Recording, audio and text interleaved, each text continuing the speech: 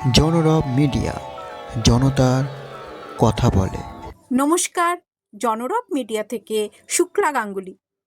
হাওড়া জেলার এটা ছবি। ফুটবল এখনো উন্মাদনা আছে, ওরা আন্তরিকতার সঙ্গে প্র্যাকটিস করে। ছোট থেকে বড় ছেলেরা, মেয়েরা ফুটবলকে এখনো আগলে রেখেছে।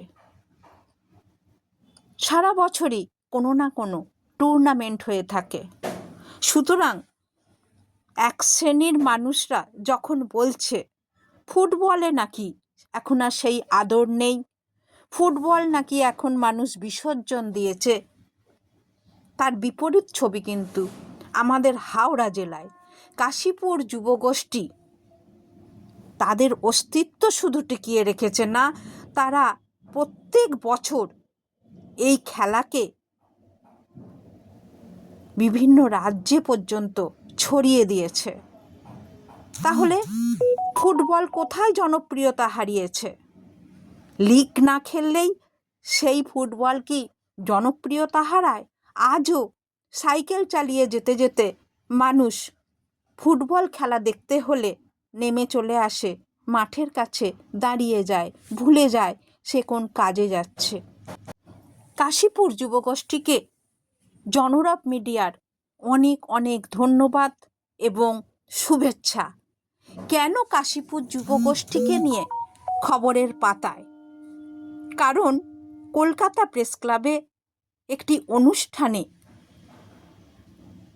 খুব হতাশার সঙ্গে দিকপাল খেলোয়াড়রা বলছিলেন ফুটবলের আর আদর নেই, ফুটবলে মানুষের ইচ্ছে আকাঙ্ক্ষা চলে গেছে। চলুন আমরা একটু আড্ডাতে বসি। এটা ভাবলি বলে তুমি তুমি তো সারাদিন ধরে দেখেছিলে। আমি বলছি ফুটবল একটা নষ্ট করে না, সেটা বলছি নষ্ট করে দিচ্ছি, কষ্ট করে দিচ্ছি। আমি তো বলেছি, এক্ষুনি বললাম অজিত ব্যানার্জি এখন বলছে মিডিয়ার দায়। অজিত ব্যানার্জি তো সাপোর্ট করেছে। এই ছেলেটা কি কবে ফুটবল খেলবে? ওই ছেলেটা কবে ফুটবল খেলবে? এখন তুমি বেঁচে আছো।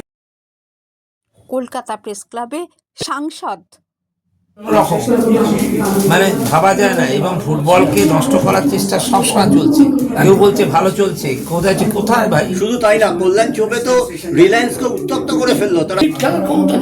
হাওড়া শহরে ফুটবলের উন্মাদনা আমরা ছোটবেলা থেকে দেখেছি। কাশীপুর মাঠে, হাওড়া মাঠে একদম আমাদের ফুটবল একদম প্রাণে ছিল। সেইটা কোথায় হারিয়ে যাচ্ছে? না, আমি সাংসদ হিসেবে আপনার কাছে জানতে চাইবো এর প্রতিকার কি? প্রতিকারটা হচ্ছে ক্যাম্প করতে হবে। আমি করছি, গৌতম আমার সঙ্গে আছে। আমরা ঠিক 6-7 দিন পর আমরা ওপেন করবো, তোদের ডাকবো। এটা আমার ভীষণ ভালো মাঠ পেয়েছি, সব কিছু আমার অবস্থা না। বন্ধুদের কাছে বলেছে পয়সা আমরা দেবো, কোনো ভাববে না, সব ভালো হবে।